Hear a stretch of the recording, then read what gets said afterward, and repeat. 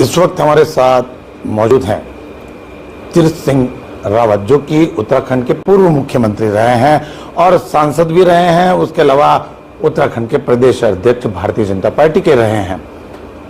इस वक्त वे बीकानेर दौरे पर हैं और बीकानेर दौरे सहित यूं कह सकते हैं कि राजस्थान की देवदर्शन यात्रा पर मान सकते हैं अभी वे घूम रहे हैं। बात करते हैं। सर, वेलकम आपका बीकानेर। Thank you. क्या कहेंगे सर, यहाँ पधारे हैं आप? ये मेरी अपनी निजी यात्रा है और ये मैं कह सकता हूँ उत्तराखंड देवभूमि है तो राजस्थान भी देवों की भूमि, और यही नहीं तो महापुरुषों की धरती एक प्रांत कर रही है। तो उस नाते मैं कुछ स्थानों पे अपना दर्शन करने भी और परिवार के साथ में घूमने के लिए आया हूँ।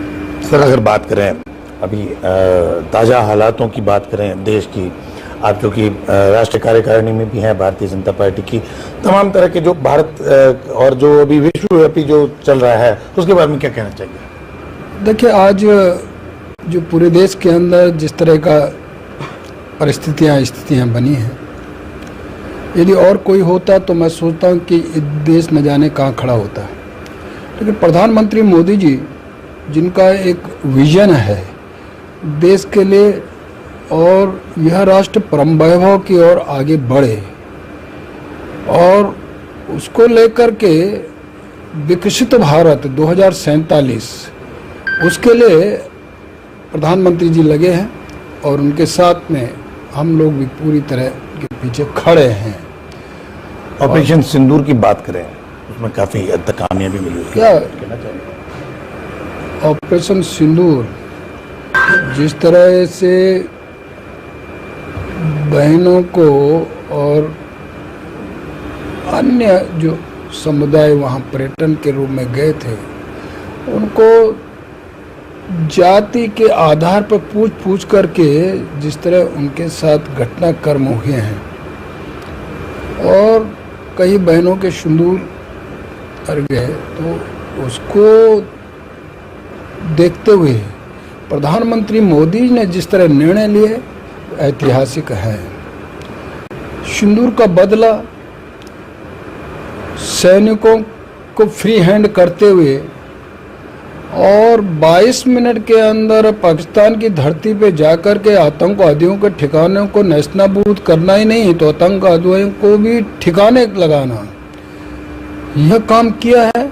उसके लिए हम सैनिकों का सम्मान करते हैं और प्रधानमंत्री मोदी जी के नेतृत्व में और जिस तरह निर्णय हुए, यानी सिंधु और पानी को रोकना, आवागमन और ये सारों पे वहाँ के जो उनके वीज़ा थे उस पर रोक लगाना, आर्थिक इकोनॉमी की दृष्टि से भी पूरा तरह से पाकिस्तान को जिस तरह से वहाँ के लोग चिल्लाते नज़र आए कि हमें भी एक मोदी चाहिए, और भारत उन्होंने कहा कि हम भी भारत की धरती पे जाना। तो ये सब दुनिया ने देखा है और ये मोदी जी के रहते हुए हो सकता है दिखा है।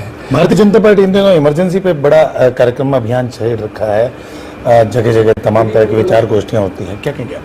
देखिए, 1975 का जो इमरजेंसी था और जिस तरह का इंदिरा गांधी ने आम जन ही नहीं तो पत्रकारों तक को भी छोड़ा नहीं, पूरी तरह लोकतंत्र की जो हत्या की और यानी जेलों में ठूंसने का काम जो किया, और उसका परिणाम हुआ कि इंदिरा गांधी को सत्ता से अलग विमुख होना पड़ा।